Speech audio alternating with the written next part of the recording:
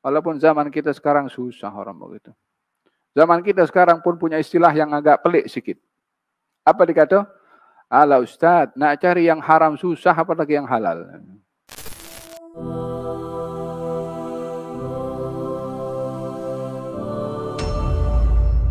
Sayyidina Umar bin Khattab radhiyallahu anhu malam-malam dia periksa rakyatnya, dia cek. Lalu di sebuah satu rumah dan mendengar perbualan antara ibu dengan anak, ibu tunggal dengan anak perempuannya. Ibu tunggal ini menjual susu.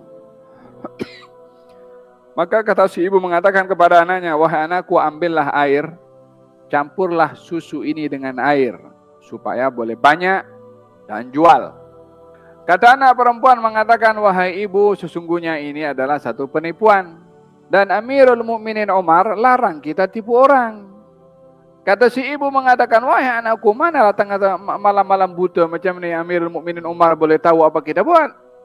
Kata anak perempuan itu mengatakan, wahai ibu, kalau Amirul Mukminin Umar tidak nampak, Tuhan Amirul Mukminin Umar nampak.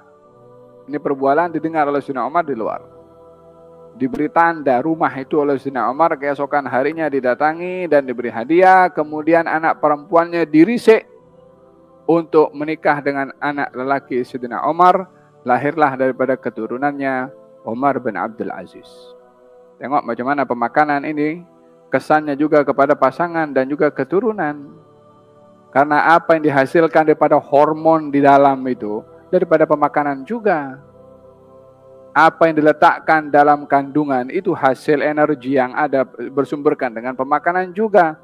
Jadi makan ini bagi orang Islam bukan hanya cari perut kenyang, tapi implikasinya itu kepada hati, kepada doa, kepada perbuatan. Walihada dikatakan talabul halali faridatun ba'dal faridah. Mencari yang halal itu satu kewajiban. Faham tak? Walaupun zaman kita sekarang susah orang begitu. Zaman kita sekarang pun punya istilah yang agak pelik sikit. Apa dikata?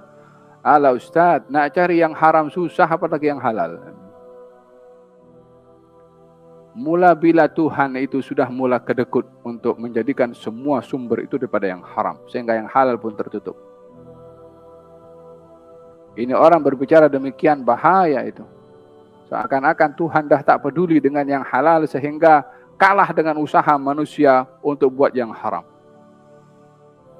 Yang buat yang haram adalah manusia. Yang menggalakkan haram juga manusia. Orang yang menjual yang haram, kalau tak ada yang membeli, dia tak akan buat dia benda yang haram. Yang membantu penyebaran penjualan barang-barang haram, yang membeli. Yang membantu transaksi yang haram, yang menerima. Rasuah itu kalau sepihak saja, tak ada rasuah. Saya nak rasuah, tak ada orang terima. Macam mana? Dia tak ada rasuah. Tapi karena ada yang menerima, oleh sebab itu dosanya rasuah bukan hanya kepada yang memberi, tapi yang menerima juga. Orang sekarang lebih takut karena hukum manusia berbanding dengan hukum Tuhan. Sehingga tak apa haram-haram dah, nanti kita mohon maaf kepada Allah, kita taubat kepada Allah Subhanahu wa taala. Senyap-senyap. Tapi jangan kena tangkap polis katanya. La haula wala quwwata illa billah. Polis itu kan sama manusia seperti Anda juga. Ya kan? Kita patut takut dengan Tuhan yang menciptakan polis itu.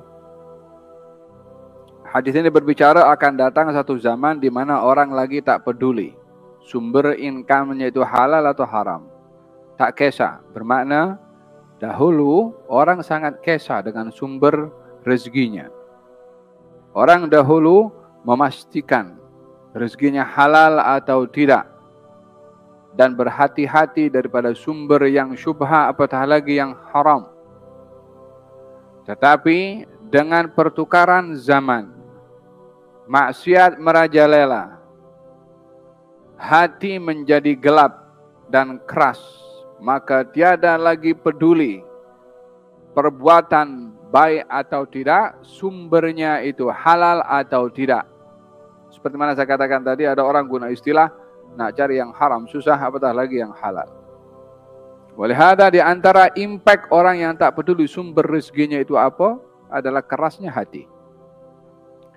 Hati itu bila keras, Tak merasa bersalah bila meninggalkan taat atau fardu. Tak merasa berdosa ketika melakukan maksiat. Dan tidak mudah untuk menerima nasihat.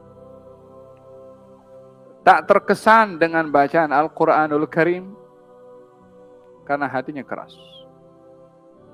Salah satu penyebab dan puncanya adalah al-aklul haram, makanan yang haram. Fahimtum? Oleh hada seseorang itu berhati-hati daripada sumber income-nya daripada mana. La tazulu qadama 'abdin hatta yus'alu an arba'. Manusia itu tak akan melangkah kakinya nanti di akhirat kecuali ditanya 4 soalan. Salah satunya an malihi min aina iktasabah wa fima anfaqa. Semua satu. Yang pertama an syababihi fima ablah, masa mudanya, wa an ilmihi madza amila fihi, tentang ilmunya apa dia gunakan, amalkan. Kemudian tentang umurnya, sampai kepada harta 2 soalan. Yang lain satu-satu. Kecuali harta 2 soalan. Min aina iktasaba wa fima anfaqa. Daripada mana ia dapat, kepada apa ia guna. Mungkin sumbernya halal, gunanya haram. Tapi kalau sumbernya haram, gunanya halal, masih faedah. Orang nak curi rompak bank, nak bersedekah kepada fakir miskin. Wa illa aku nak buat transaksi riba, nanti ribanya aku ambil, aku bagi pada fakir miskin. Masih faedah, masih thawab. Tak ada sedekah. Tak ada pahala sedekah daripada cara yang haram. Maha suci Allah memberi pahala dengan cara yang haram. Kalau tidak orang akan bersaing jadi yang haram dapat pahala juga. Kalau itu harta-harta tak patuh syariah macam mana? Kita bangun hospital, bangun madrasah, masih faedah, masih thawab. Tak ada. Tak ada pahala daripada sumber yang haram. Masih. Hatta membangun masjid. Hatta masjidnya imarah sampai bila-bila masa. Tak ada pahala pada sumber yang haram. Itu 100%. Jadi nak bagi yang halal. Nak dapat pahala sumber daripada yang halal. Faham tom? Al-hadha berkenaan dengan yang menjadi masalah pada hadis ini adalah sifat tidak peduli pada sumber tu. Dan itu tidak mudah prosesnya untuk sampai kepada peringkat orang tak peduli sumbernya halal atau haram. Itu melalui proses. Penyebab utamanya adalah maksiat atau sumber makanan yang haram menyebabkan hati keras dan tak peduli sumber duit itu halal atau haram tak kisah. Faham tom?